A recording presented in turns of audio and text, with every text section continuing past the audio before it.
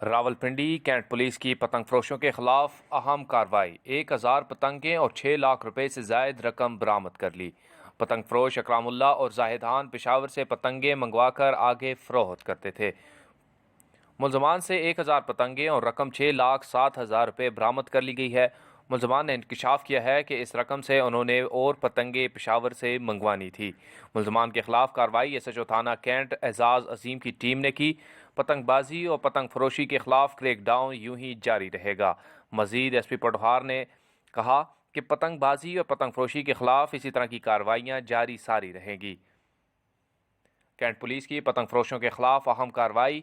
1000 पतंगें और 6 लाख रुपए से जायद रकम बरामद कर ली। पतंग फरोश अकरामुल्लाह और जाहिदुल्लाह खान पेशावर से पतंगें मंगवाकर आगे फरोख्त करते थे।